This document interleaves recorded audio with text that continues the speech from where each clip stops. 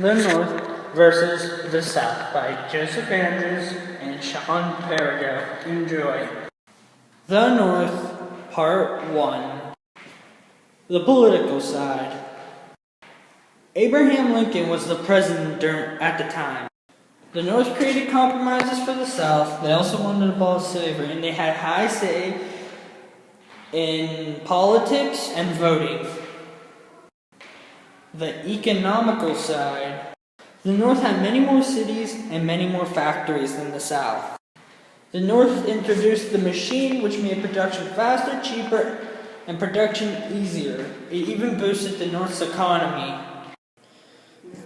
The North, Part 2. The geography. The winters were cold and long, but the summers were short and hot, but it was not good enough for farming. The coastline had bays and harbors which were used for trading. The inland was too hard to farm, mostly used for trade routes and other routes to go across towns.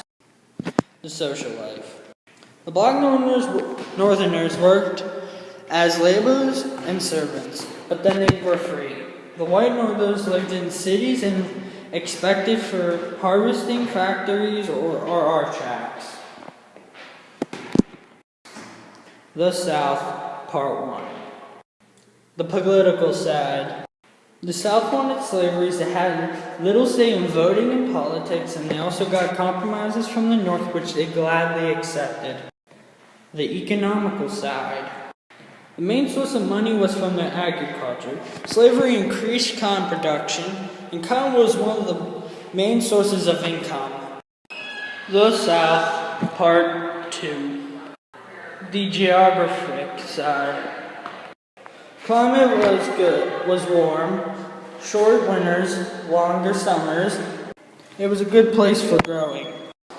The coastline was swampy and full of marshes, which was good for rice growing and fishing, one of the few things that promoted slavery.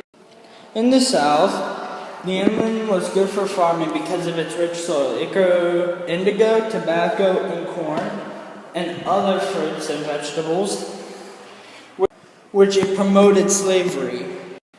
The society side. The South spanned from Maryland to Florida to west of Texas.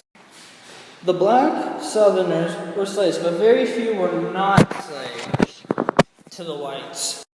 The whites were free and were judged by wealth, land, and the number of slaves they owned.